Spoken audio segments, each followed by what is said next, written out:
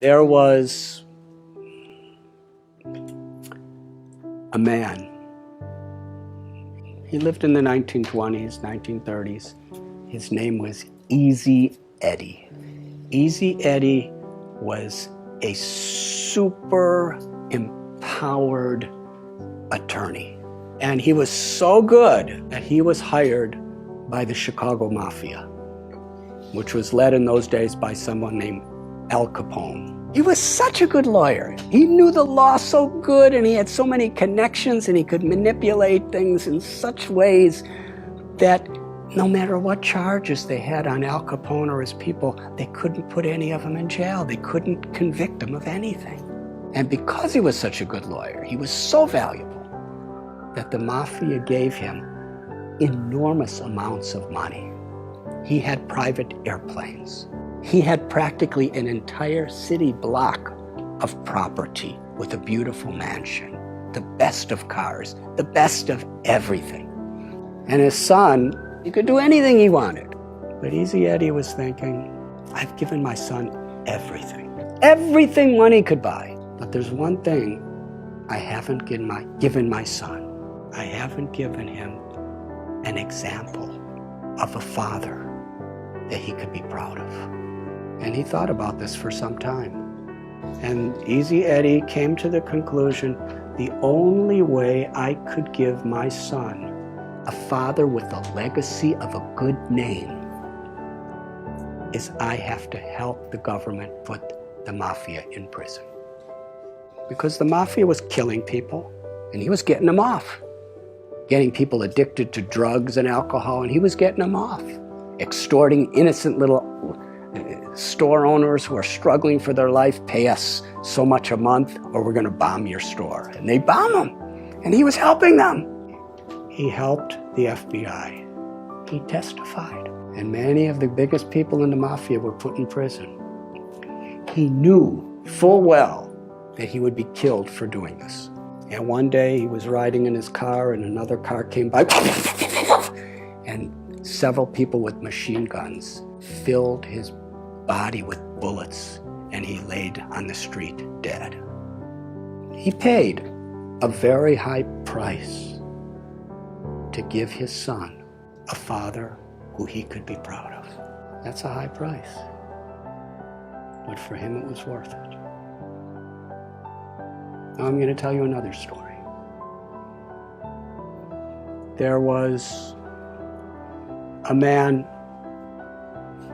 he was in the United States Air Force during World War II. And he was on a battleship called the USS Lexington.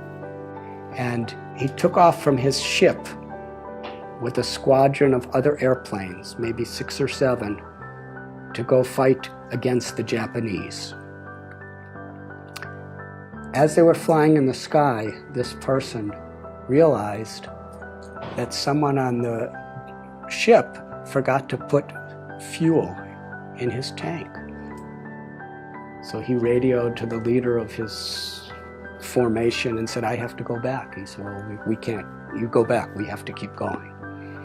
On his way back, he saw about 9 Japanese bombers coming toward the USS Lexington to sink the boat. And there were thousands of people on the boat. He was alone, and there were 9 of them. And he decided, I have to stop them.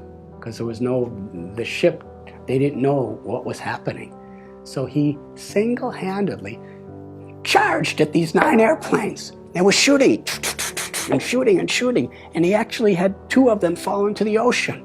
And then he ran out of bullets and they were shooting at him and attacking him. And he was so enthusiastic and so fearless that he was flying at these different planes that were shooting at him, and he was knocking off their wings.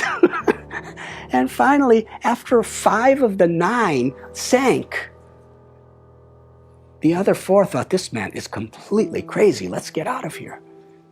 And they all flew away. And he came back, his plane was all beaten up, and the people of the USS Lexington actually saw what was happening. But they weren't prepared. He was the first person in the US Air Force in World War II to get the US Congressional Medal of Honor, the highest award there is. His name was Butch O'Hare. And the airport in Chicago, O'Hare Airport, is named after him.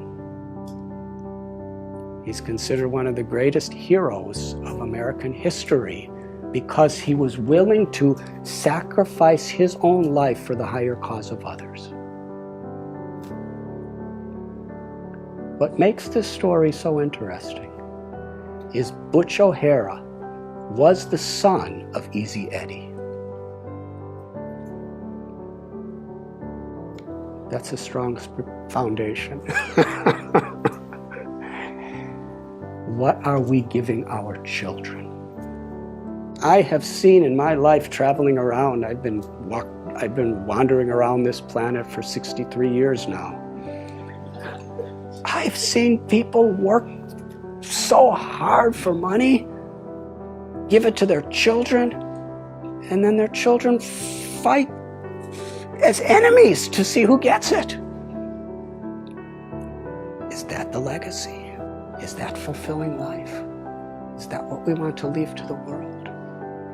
Our values, our character, the grace and the compassion, the love that flows through us is the greatest contribution we could make to our own life, to God, to our families, and to the world.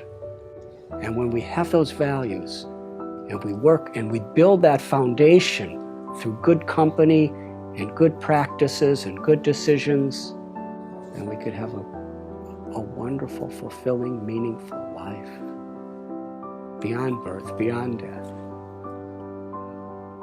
And we could leave that as a legacy for the world.